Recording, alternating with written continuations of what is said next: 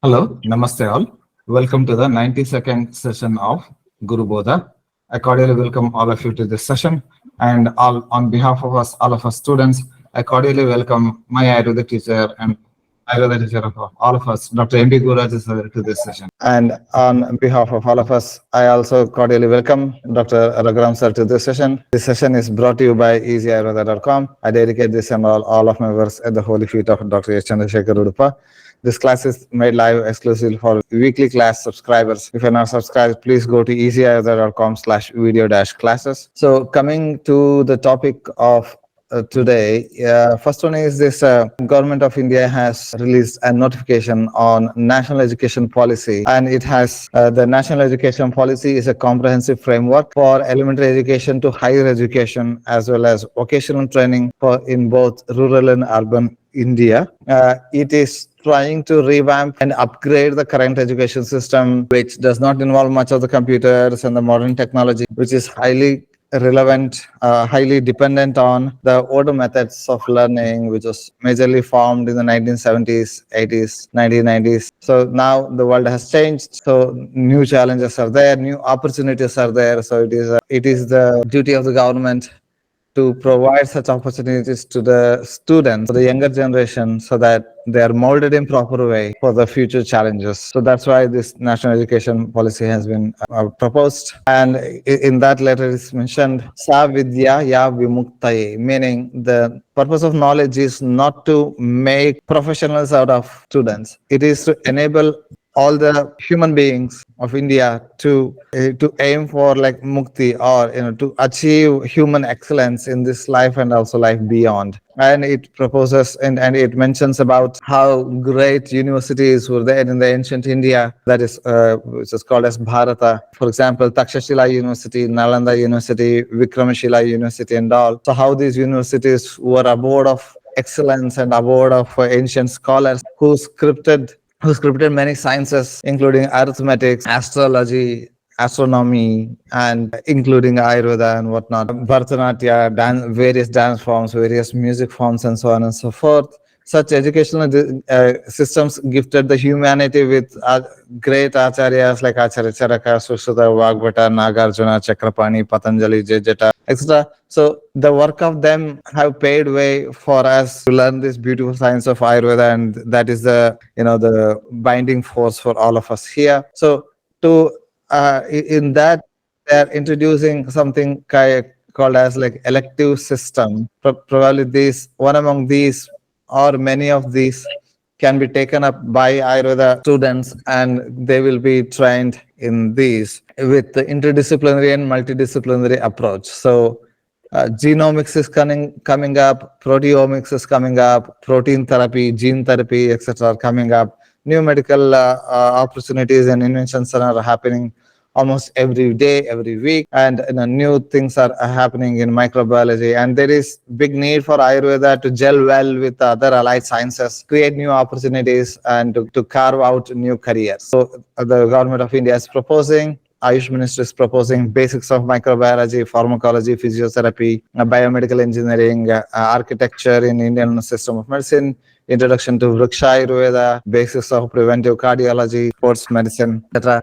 So these all allied elective branches will be provided through the learning management system, which is like modern online management system.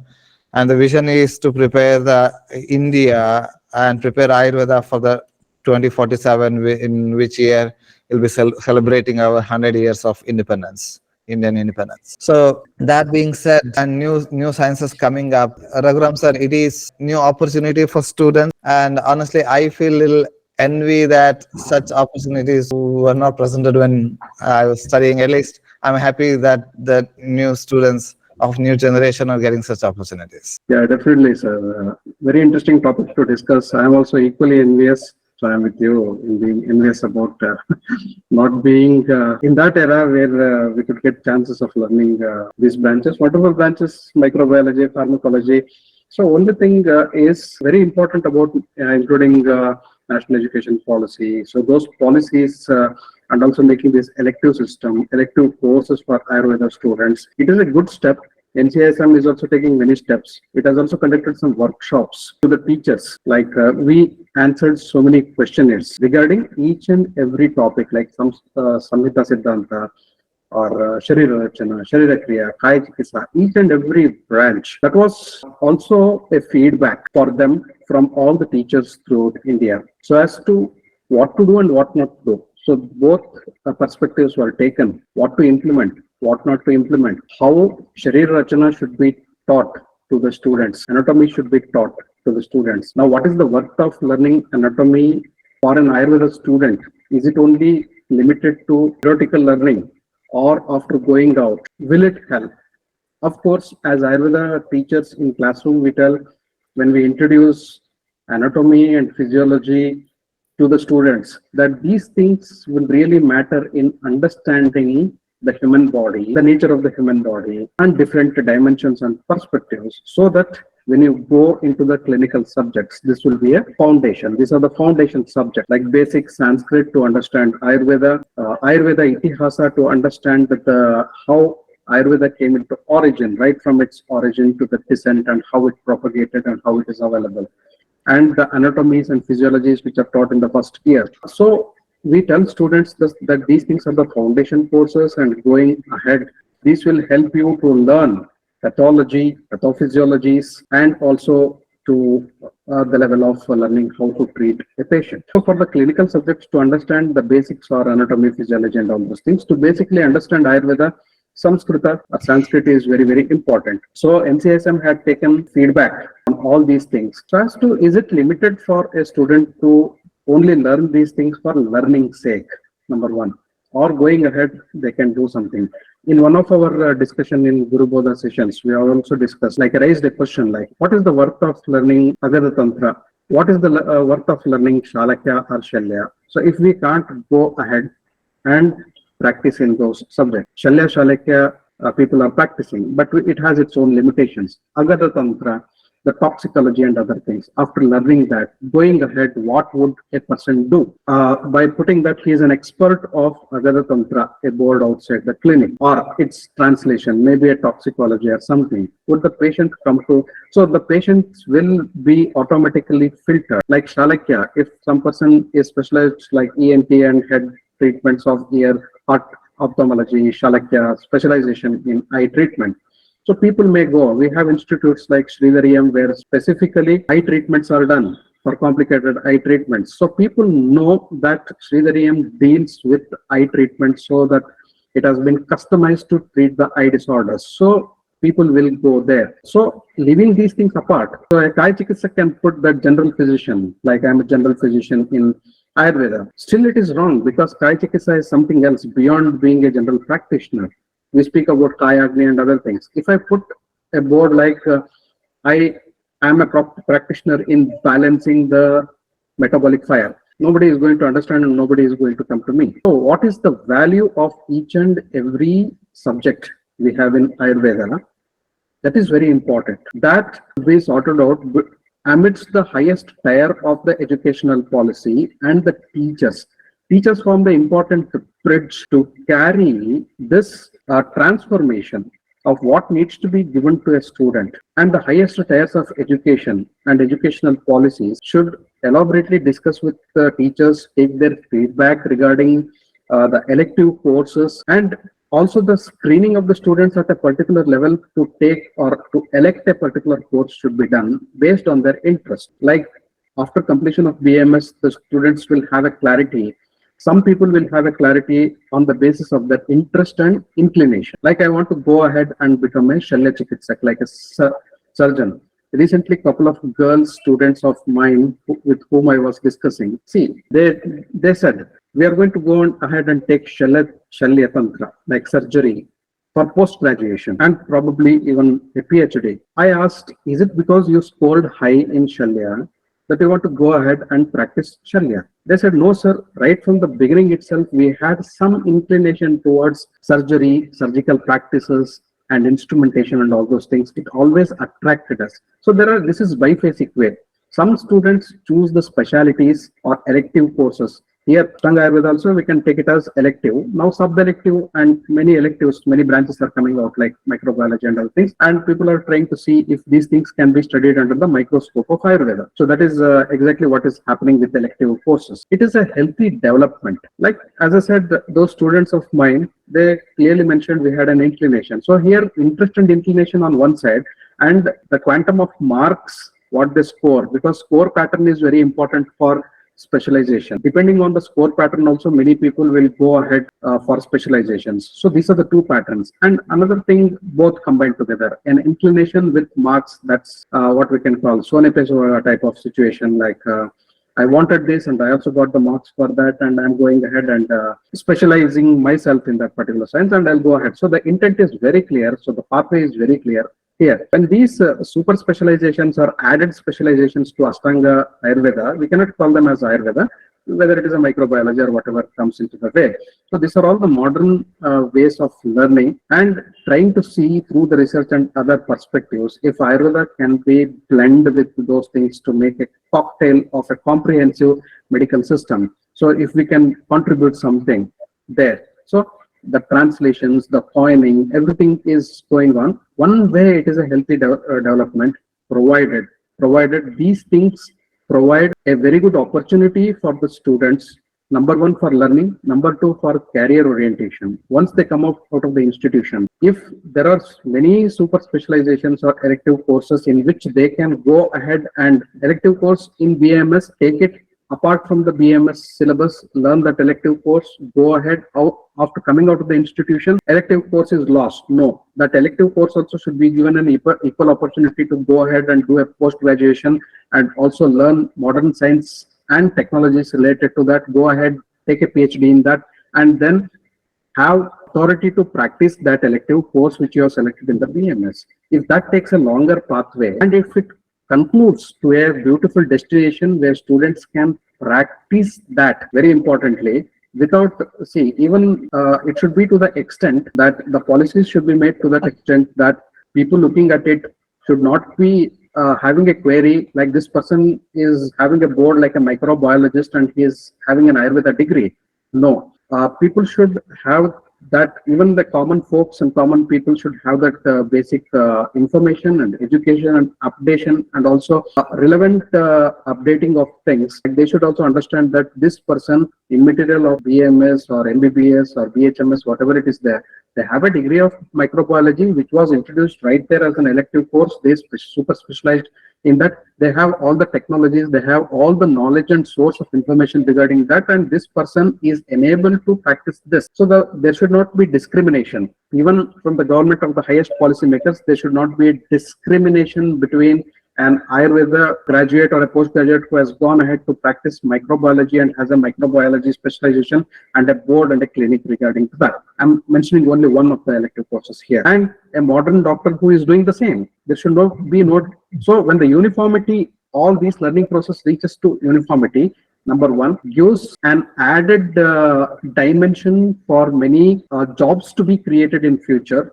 And if they can practice, and if they have a beautiful destination, like the climax of learning of these elective courses is really good, and as long as there is no discrimination, so these are welcome changes. NCISM is doing plenty of base work and also groundwork, including taking feedbacks, having conversations with teachers, then students, then conducting meetings, online meetings, and all those things. I have also attended a couple of things and answered so many questions.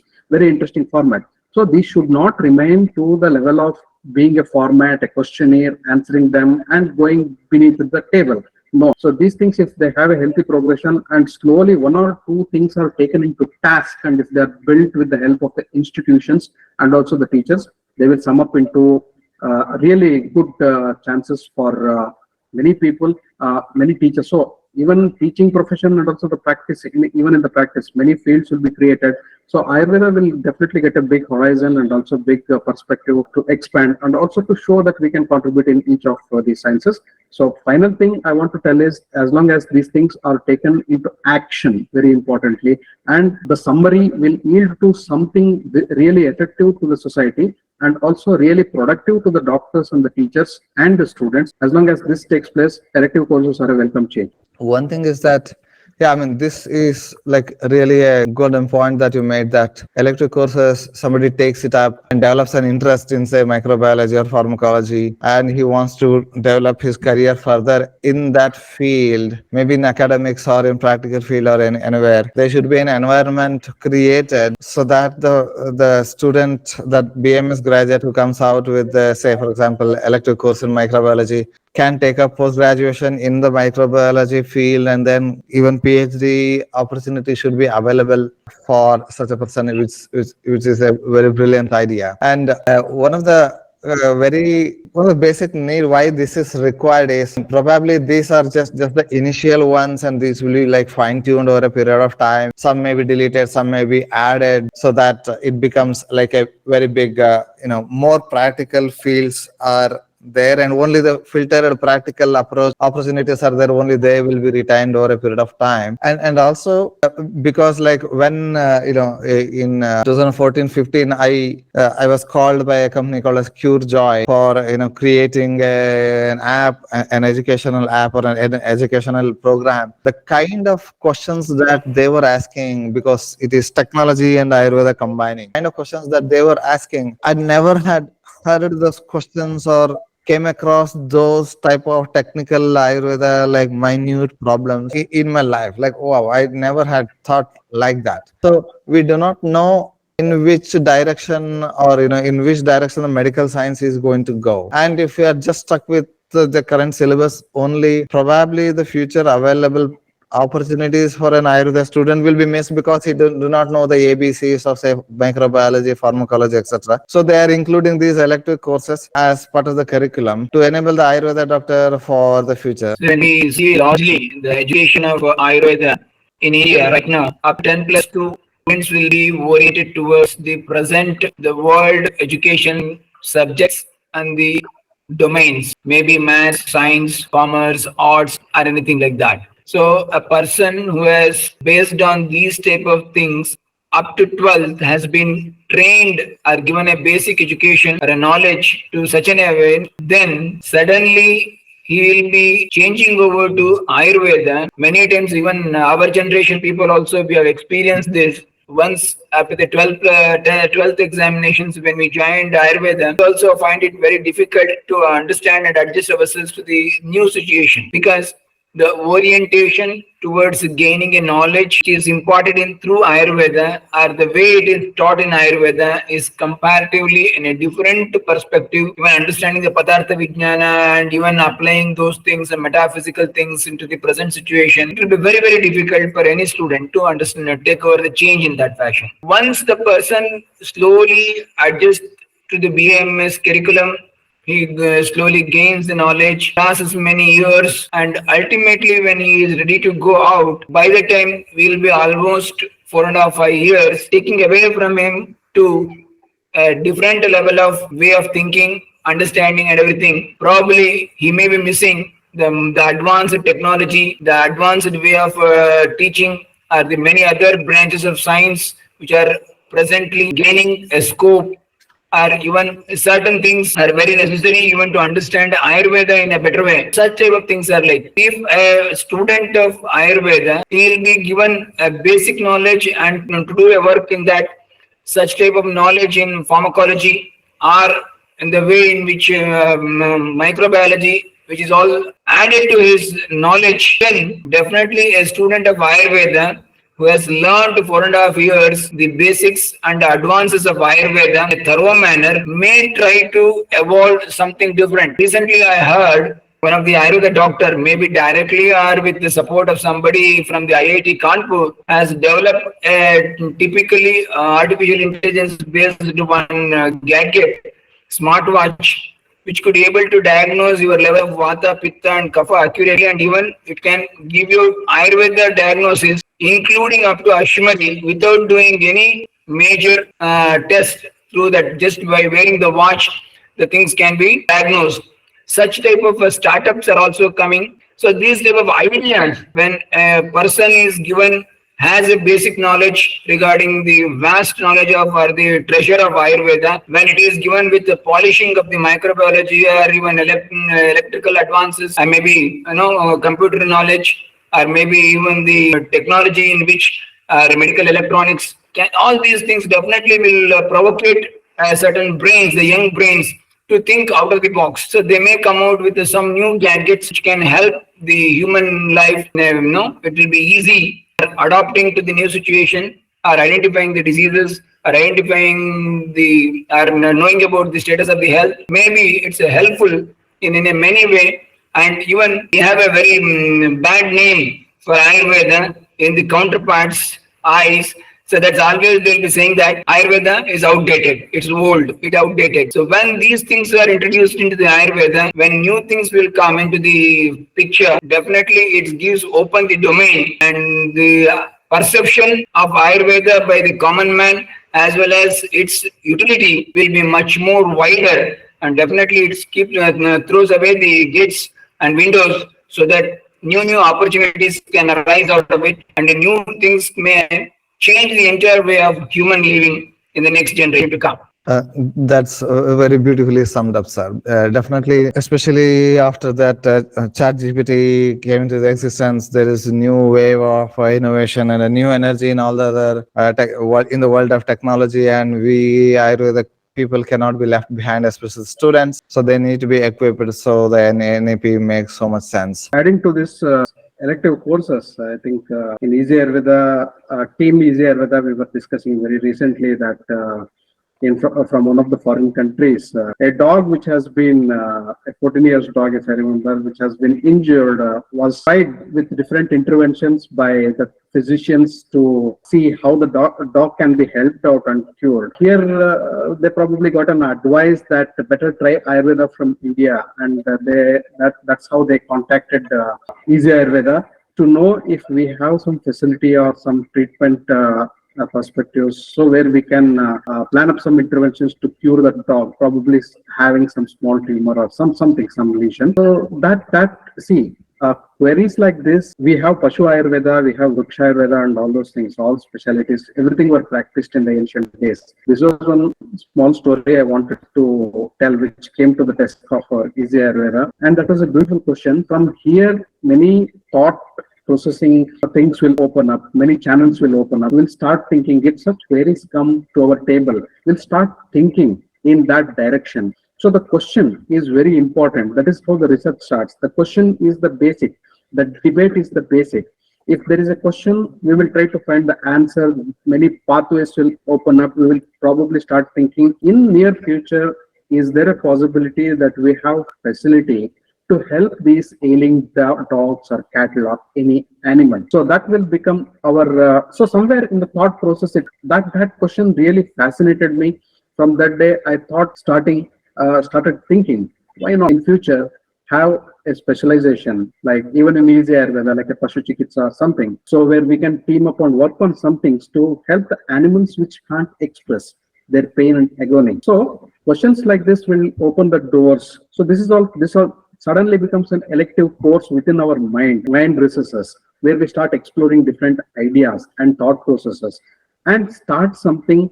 And if we start yielding results, so that itself will take us into the pathway of research. So that will give the pathway to open up many elective courses and also the sub courses in Ayurveda, where we can give treatment facilities and better ailing environment, not only to the ailing human beings, but also to the animals, plants, and almost everything which has life. So this is one small story which I wanted to share, where our thought processes and also somewhere the blueprints started forming in the mind. Why not? So when there is a question, why, how, where, what, the answers in the immediate question within the mind will be why not, and that why not can become a massive impact and a game changer in future. Thank you, sir. And yeah, I mean, we get around 160 to 180 different queries every day via WhatsApp in the Easy Ayurveda, and many of them really speak about the need for various areas in which Ayurveda can really help. Gurubodha sir, please. Actually, myself and even Dr. Raghuram and yourself already experienced the teaching years. So many years we have taught to the students in the colleges. Probably we might have understood, or you might have seen situations wherein student may not ask any question. Simply they will be listening. I don't know whether listening or not listening. but simply they don't ask questions. But if the same Ayurveda is taught or explained through Easy Ayurveda or such platforms, wherein we find the new students, the learners, who are basically from other than the Ayurveda, just observe their way of putting the questions. So, in Ayurveda class, I have seen many a times where student asks a question, he will be usually snubbed, saying that Maitreya, Murka Maitreya, how he asks question in the similar way, he will be snubbed with some examples. The whole class is made to laugh. Then that makes the end of anybody's efforts to ask questions. So it becomes a one-way talk in many of the classes.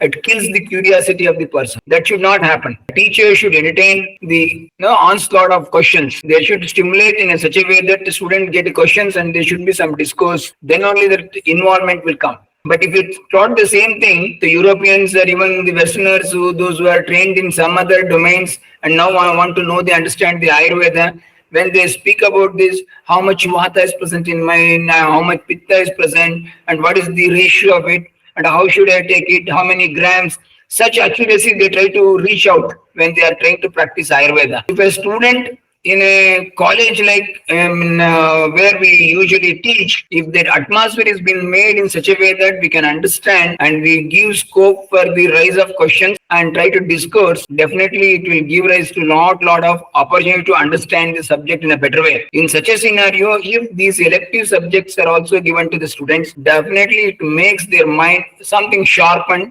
and they will also be kept in an edge with the corresponding time at the place where they are living, and they will be also accustomed to understand, or they may also give some solution to the present problems with the answers of Ayurveda, and of course with a polished methodology and thing which can the world accept it. Thank you. That's wonderful. And I remember you. One thing that I thoroughly enjoyed being a student of you was with every aspect of Dravya Guna and even Ashtanga basics that you taught in the first year and second year. You're always giving a practical example of it. Suppose a patient comes to you with this, what you're going to do. All those practical examples created practical ideas in our mind, and that helped in understanding the Ayurveda in a more practical way. Raghuram sir, please. Yeah, so I would definitely like to thank and appreciate Gurubodha sir for mentioning that curiosity factor in students.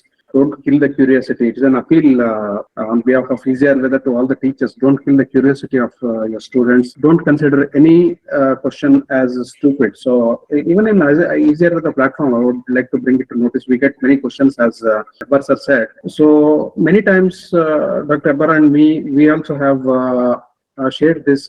And once some questions, interesting question comes, so that is posted, like we discussed that, why can't it be an article idea? So I think these are the words used by Dr. Hebbar, article idea. So he puts to that query, he puts article idea and he pushes on to us. Like, why can't we think about building a content on this, like reading content on this, because I've got a question. This is very interesting and not to be ignored. So like this, everything can be an idea. A question can be, see, as teachers also, we might not have thought in that particular perspective. A question can be a game changer. We start exploring. Sometimes when we don't have answers, we try to silence the student. No, don't ask stupid questions. Sit down. And when students don't ask questions, why you are not asking questions? So both ways. So, but it should be a healthy interaction. The classrooms like Easy Ayurveda we have, it should be a very, very healthy interaction where questions should be entertained. Don't classify the questions. Try to appreciate something which is good in the question. And I personally, if I'm not an expert of that particular subject, if a question comes to me, I don't have any hesitation in telling, I'll ask the experts and let you know, or I'll refer and let you know. So because that gives us scope to us also to go ahead and learn. So life is a learning process. It will never end. It gives me or anyone, any teacher, as Gurubodha sir rightly pointed out, we have seen many students in the classroom much focused on their degree. Right now, the modern day students, not all, majority, they just want a degree or a post-graduation so that they can go on practice or teach or something is there in the back of their minds. But understanding, learning, just reading and understanding has a lot of difference. How do you understand the subject? So that is the Ayurveda. When you are in Ayurveda, how do you understand each and every subject? How do you absorb it? How do you assimilate it? How do you want to put it into practice? How do you want the finished product of yourself and what exactly you want to give to the society. So if all these curiosities need to be carried ahead, and even after graduating and post-graduating from an institution, many students have the connectivity with the teachers. That is how the platforms like Easy Ayurveda are formed. But connectivity is the base. So because the queries will always be there, the age difference will always be there, the experience difference will always be there. So the sharing things. So once the second tier learns that information should be passed on to the third generation, the third generation may be smarter than the second generation in terms of questioning and debating, and also they have a lot of curiosities. If these curiosities are entertained in a healthy way and not screened and just ignored off, so definitely, I think we can make a difference as teachers by entertaining students to come with interesting questions. Like every class should end with a small session of interaction. Like we have in Easy Ayurveda, at the end of the session, the questions will be taken up and discussed. If we have a small session of interaction and the students are encouraged, many students have killed their, by the time they come to the final year, the courage factor is killed. Like because many are subdued and many have thought, no, there is no fun of asking. Anyhow, we are going to get prepared notes or Google Notes or PDFs, or we can learn plenty of things. So many students, even at Goa, when we are at the international conference, many students exchanged their thoughts, like we learn many things from Easy Ayurveda rather than learning in the classroom. That is easy. Just type it, Google it, and we reach Easy Ayurveda and we get a ready reckoner on any topic. Most of the topics we get it and we learn it. It's a good healthy sign and a happy sign for Easy Ayurveda. But what for the classroom from where the students are coming? Actual physical classes. There, the teachers should be on their toes in not only teaching but creating awareness and also entertaining the students for the discussion. End up the classroom with discussions. Give examples, life examples, and lot more things, practical, whatever practice we do, the patients, what we see. As Heber sir also was appreciating Gurubodha sir for sharing the practical based things in the classes. If these things are done, the output, the graduates, postgraduates coming from the institutions will be very rich resource in terms of thought process, and it is definitely a healthy sign for Ayurveda. And special thanks to Gurubodha sir for pointing that out, so that the curiosity of the student should not be killed. Thank you. Yes, and yeah, it happens that, I mean, the lecturer has a syllabus to cover, and then he might think that it's, listen, I mean, there's a beautiful thing called as stay hungry and stay foolish. Like question everything, and there's also this think from first principles, from the viewpoint of first principles. One of the best examples is that Steve Jobs wanted any idea before it takes a good shape looks very silly and stupid. Before the invention of iPhone, moving fingers on a glass top to control an electronic device was impossible. Like he went to Japan, he went to Korea, and he went behind the quality of glass and such things. The Steve Jobs was a very driven person, so he managed to do that. And once he invented that,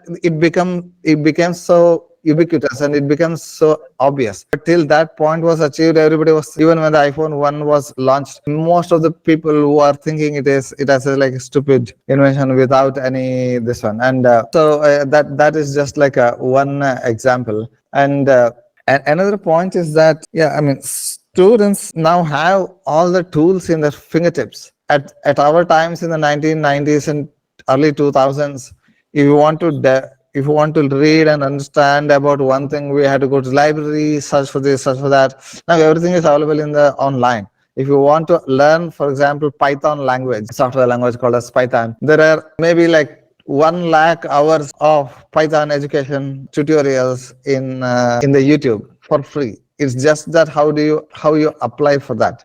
So as much as I have sympathy for the students that they should be given all these tools, etc., much of these tools are available at your fingertips, and it is up to you to take advantage of those tools, upgrade your knowledge. And there is a famous quote saying that, I mean, coming back to all the, we are not discussing something which is new. It's already told previously. There's a beautiful sloka, probably this is from Subhashita. Udyamena hi siddhyanti karyani na manorataihi nahi suptasya simhasya pravishanti mukhe mrigaha, meaning by practical application, things get achieved not just with mere mental conviction or just with complaining and whining that this is not there, that is not there. The prey animals do not enter the mouth of the sleeping lion. So the lion, though the king of the jungle, because it is the king of the jungle, the prey will not enter his mouth. The lion has to fight for its food. So similarly, it is a competitive world. If you do not invent, or if you do not think innovatively, somebody else would else would take your opportunity. To end this beautiful discussion, probably two things can be summed up. The lecturer or the teacher, so let's say teacher, the teacher has to level up or upgrade himself, and also the student also has to upgrade himself. An effort from both leads to better future for the next generation. So let me end that there, and there is one comment here that technology is good. At the same time, I think it's important not to forget that Ayurveda is an art and science. Even modern medical science, or any science for that matter, has an art element to that. Even, for example, something as dry as a mobile phone technology has an art element to that. It's just that we have to see to it. And coming back to this, because Steve Jobs attended the course on calligraphy while he was studying in college days, that made him to think about, this was again an elective subject, which he took up because he was bored with the normal studies. He went on to took up calligraphy, and that was unrelated to his this one. What he went on to do, he just did technology and mobile and the computers. At that time he went in computers, and this calligraphy was not at all related. But because he studied this calligraphy, is like an art of writing in different styles. This made him to come up with a lot of different artistic fonts, which then Microsoft copied, and now we have, if you want to give any amount of any different fonts, we can just give. So if had Steve Jobs not attended that elective subject of calligraphy at the time, we would not have had probably different fonts. We would have only had one boring font. Coming back to again the elective subjects which the NEP National Education Policy is proposing, is a good thing that I have to study the BMS. There is this syllabus, and 4.5 years I had to slog. There is no substitute for hard work. But what is there inside microbiology? What is if chemistry is my go-to science, or is in which I'm interested, let me study biochemistry. If herbs and botany is my this one, so let me study that, pharmacology, and so on and so forth. So it gives them some more tools with which they can develop their own interests, and probably a beautiful career and a new dimension for Ayurveda in future. So with that, let me come to another topic that we have been stressing upon: having a wholesome diet. Of course, vegetables and fruits are very important part of it, but they cannot be the whole part of it. The diet should have wholesomeness, otherwise it leads to severe and tragic consequences, as happened with a vegan influencer called Zana Samsonova. First of all, we are taking this topic with which cost a life of Zana Samsonova. It's in no way we are trying to disrespect the death of Zana Samsonova. Each life is precious, and as told by Swami Vivekananda, each human being is potentially divine. While we mourn and feel very sad for the unfortunate death of Zana Samsonova at a very young age of 39, there is some important lessons to learn for the future generation, because it is becoming veganism has become kind of a cult. Veganism is leading to protests and large scale, because it's a cult.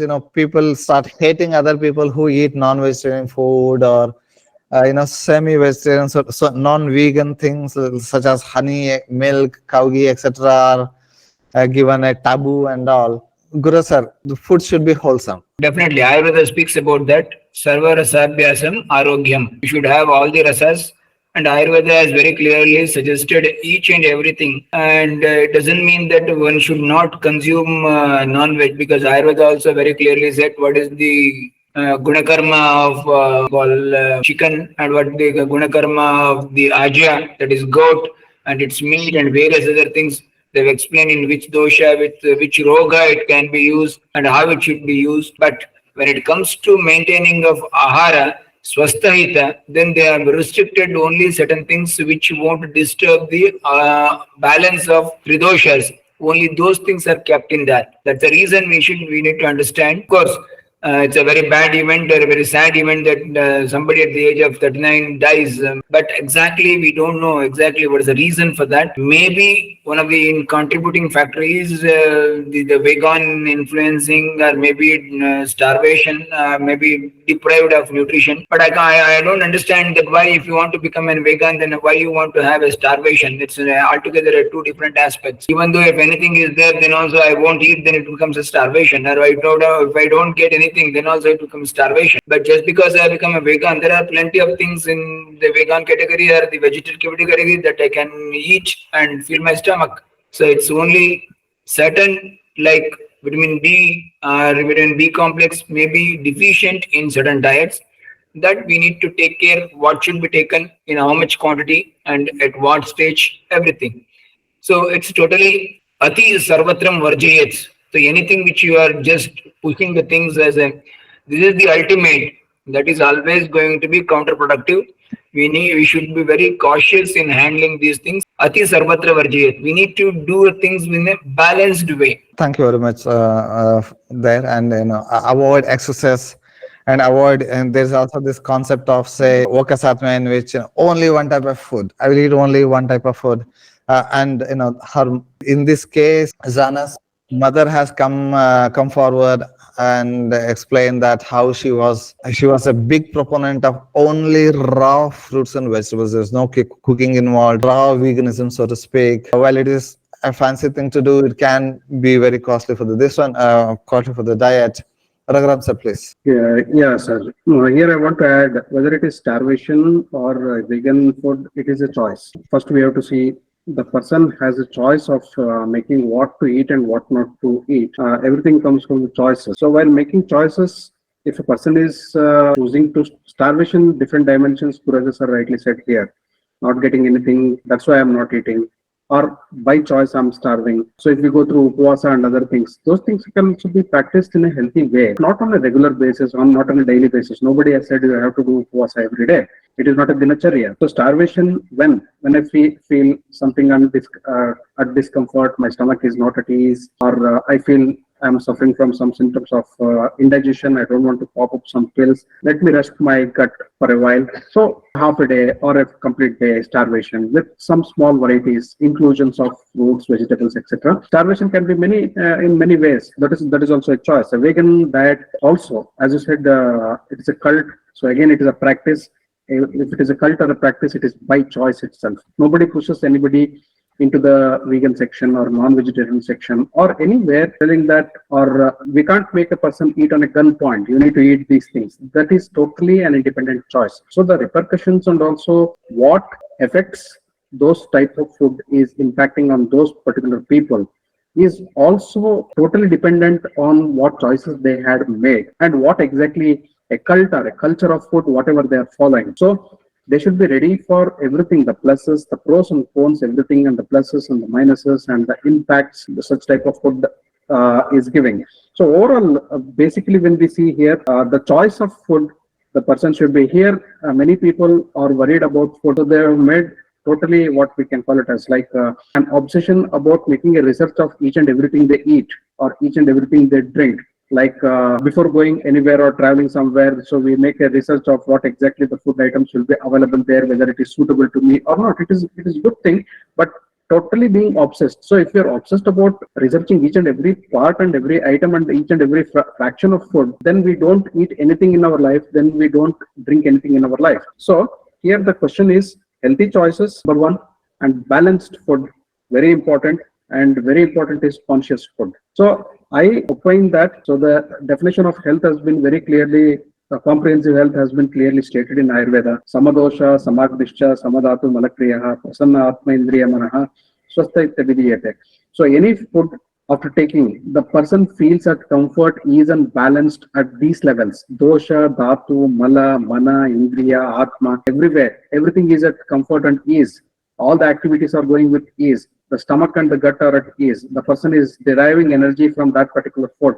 All such foods are healthy. And such foods are totally independent choices, individual choices, and it is not a generalized, food is not a generalized principle or a generalized rule. So overall, anything which satisfies the any food, whether it is drava or hard foods or liquid foods, whatever it is there, anything which satisfies in keeping the person's dosha, dhatu, mala, mana, indriya, everything at balance and it gives atma santrupti should be a good food, provided it is a conscious choice. Provided the person knows what exactly I'm eating, whether it is good or bad for me. So the adhyatma related to the food is also very important. So a balanced food, a conscious food, and eating healthy varieties, and very importantly, the food is the choice of mind and the senses. And here, applicability of yukti. So I'm happy eating this. I should know the quantity, quality, measure of everything, and how much and how better this suits to me and doesn't suit to me. Happy foods also need to be classified according to one's adaptability to those happy foods and healthy foods. So if a conscious factor, if a happiness factor and a balance factor and healthy varieties are included, and if the person can keep healthy with such foods regular practice, so then I think that should be a wonderful thing for that particular person. And it is individualized concept. Everybody should know what is good and what is bad to them. And going into the vegan, non-vegan, etc., is totally that totally depends on one's choices. Nobody pushes anybody to take certain types of foods. We need to understand another part of it. Human evolution from the Stone Ages to the present era has taken a lot of changes. Before the invention or the discovery of fire, we used to eat raw. But during those times, the gut capacity, even the brain size of the human, the secretions inside digestive food, all were entirely different. Over a period of thousands and thousands of years, there are so many changes have taken place. That's why the human brain size also has developed in a different way. Our gut has developed in a different way, and there is a new scope for accommodation of all these things. And after the invention or the discovery of the fire, and we started cooking everything and then eating it, it has developed a different, scope for the absorbing the nutrients. So many things have been developed. And suddenly, one fine day, if I feel staying that no, I am going to from today onwards, I will be going on totally vegan and totally raw means, and my gut may not support me in that sense. And still, I force it just because I have taken a decision and I will be taking these things. Then slowly, at one fine day, the gut will not support in any way, and things will go wrong. And once there is a wrong decision, definitely it is going to be counterproductive, and it is going to cause a lot of things, and even sometimes life of a person may be at stake. So this is the we need to understand that anything which you do it in a moderation. Madhyama rasta, that is always good. It is a mediocrity is better times. Many times it is good. Extreme things is always dangerous, which is packed with side effects. Thank you there, sir. And yeah, I mean, coming to a few of Ayurvedic references in this regard, yeah, this is one thing is that, when it comes to food, Acharya Charaka in the food and drinks chapter of Sutra 27 chapter, he explains corns with bristles, pulses, meat, vegetables, fruits, green salads, wine, water, milk and milk products, sugarcane products, and food preparations, and different varieties and accessory food articles, and so on and so forth. So this is all part of food, and it doesn't mean that one has to forcefully be fed with all these things, but there are varieties of choices, and fruits and vegetables, as you can see here, are just one part of the many different choices that we have. So it should be more of a combination of a few of them rather than just with two of them. So that is one point.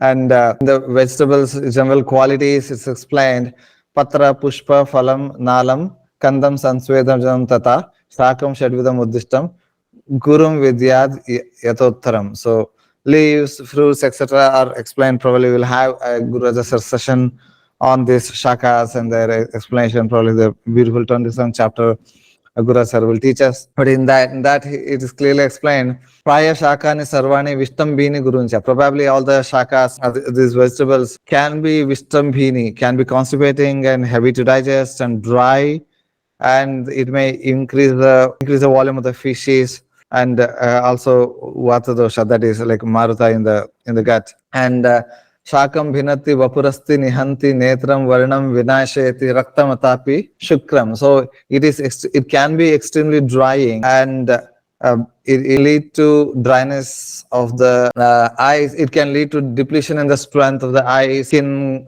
complexion, natural texture of the skin, and even the blood and the blood vessels, even shukra dhatu also. Prajakshayam cha kurute palitam cha nunam hanti smrutim gatim iti pravadanti tajnaha. Meaning it even leads to, say, it can even lead to infertility like issues, and depletion in memory, depletion in movement of all the elements of the body parts, as movement of food, etc. in the gut. It can lead to many complications. And so Shakeshu Sarveshu Vasanti Rogaste Hetavo Deha Vinashanaya. So vegetables, as much as they are important for health, can also be the cause for disease as well, is the explanation that is given here. Astibhidaka, which it takes away the strength of the bones, etc., have been explained. And food should be having a healthy combination of all the 6 states. And pratyagram, ideal food should be pratyagram. It should be freshly made, cooked, ushna, it should be served in hot conditions, snigdha, it should be unctuous, it should be dry with just the fruits and vegetables. Even, I mean, we talked about Steve Jobs. There's one, Steve Jobs suffered with like pancreatic cancer, which was treatable with surgery, but he neglected that. That's a different story altogether. But he was on a fruitarian diet for a very long period of time in his life, and snigdha, and so food should have not only be just with the fruits and vegetables. He should have some amounts of unctuousness in terms of fats and oils. It should be dravottara, it should be moist, it should not be totally dry. So it should contain all the 6 states. This quote is from Sushra Samhita, Sutasana 46th chapter, and many other explanations are there. So overall, the bottom line is that food should be wholesome, and food should be containing varieties, not just limited to a few of the subcategories. And before we end, I would like to take the beautiful quote of Gurubodha sir, who he wrote it in chat. Ayurveda is science and its practice is art. It's such a profound thought. And when a new patient walks into an Ayurveda clinic, everything is open, meaning every instance is a new opportunity. The dosha prakriti of the person is unique, and based on that, what his dietary and lifestyle habits are unique. His mental status, and does he meditate? Is he worrisome? He's having stress. All those things are these are each element brings in a new dimension to the health of the patient, and also to the disease the patient is suffering from. So an able Ayurveda doctor takes into consideration many different of these dimensions and comes up with a beautiful diagnosis and comes up with a treatment plan which is unique for that patient alone. So no two patients are similar in Ayurveda, and no two disease conditions are similar. It's not just that, oh, it is a viral infection, give some antivirals, it's bacterial infection, give that antibacterial agent. And every day comes up with new challenges. And the same thing I discussed with Raghuram sir. Those who do not know Raghuram sir, and I studied the post-graduation together. And he was telling that in a Viva OC, or even in an examination, when the student starts to write examination, there should be some element of astonishment to the student. The examination, is whether Viva or practicals, should invoke some amount of instability created in a limited environment, so that the student is forced to think out of the box and come up with his answers. Just how there are umpteen number of ways in which a chess game can go ahead. And so the Ayurveda itself is an art, and probably to end it with a national education policy, like how Raghuram sir beautifully explained. The there should be at least some minutes at the end of each class so that an open discussion on very weird ideas or encouraging the students to come up with unthought of, unheard of ideas and discussion regarding that. What if Ayurveda is blended with computer science or technology or microbiology, so on and so forth. That a beautiful young minds of Ayurveda will be prepared for the challenges of the future. With that, Ayurveda is science and its practice is art. With that beautiful thought, I would like to end this session. I thank you all. Namaste.